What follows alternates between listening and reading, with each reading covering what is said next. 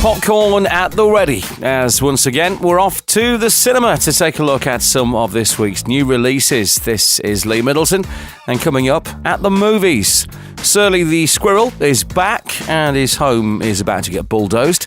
We're in the south of France with two car thief brothers, and we get sensual and savage with an MI6 agent who does things a little differently. So, since when did Californian farmhouses become quite so creepy?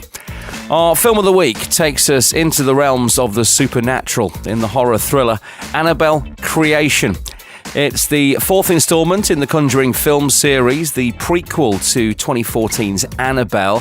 And as with most horror stories, the film starts off harmless enough, as a doll maker and his wife open their home to a nun and several girls from a local orphanage that has recently closed. The couple themselves tragically lost their daughter Annabelle in a car accident many years before. They're trying to do a good turn for the local community. However, one of the orphans soon discovers a doll, and although a young girl with a doll is a fairly normal occurrence, it soon becomes obvious that this doll has a twisted life of its own and an agenda that will turn their safe haven into a place of true terror. You need sleep. That's going to help you with the healing. I can't stay here, Sister Charlotte. We can't stay here. We need to leave. Leave? And go where?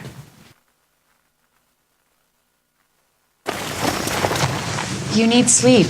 That's going to help you with the healing. I can't stay here, Sister Charlotte. We can't stay here. We need to leave. Leave? And go where? There isn't anywhere else for us to go.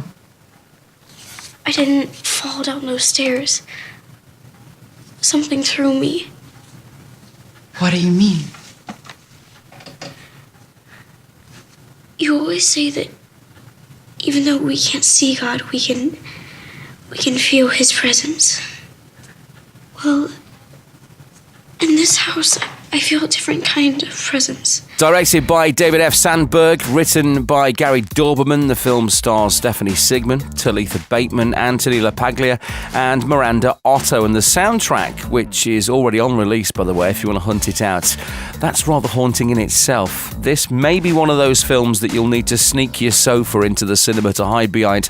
Horror fans, though, are absolutely loving it, and you can catch Annabelle Creation at your local cinema this weekend. From creepy dolls to sensual secret agents now, as Charlize Theron stars as the Atomic Blonde.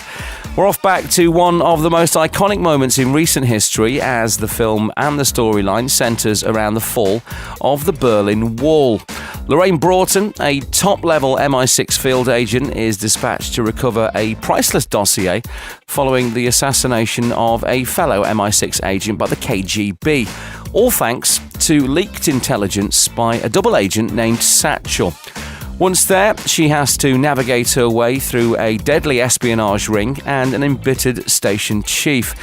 She works out who she can trust, and others work out if she can be trusted. So, is this your first time in Berlin? Yes. Well, it's a remarkable time to be here. Wonderful music, superb nightlife, marvelous restaurants. You must try this Central Cafe for a drink. You'll need it later.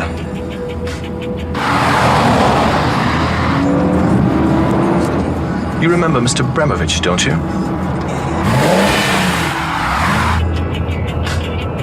Of course you do. Well, he's very curious what you're doing here in Berlin. The film premiered at South by Southwest this year back in March. It's done pretty well on its initial release stateside as well a couple of weeks back. Toby Jones, John Goodman and James McAvoy amongst the cast, as David Leitch steps up for his first solo directorial credit. Atomic Blonde powers its way onto screens this weekend. The summer holidays continue, so one for the family this week sees the return of Surly the Squirrel, voiced by Will Ferrell, in The Nut Job 2, Nutty by Nature.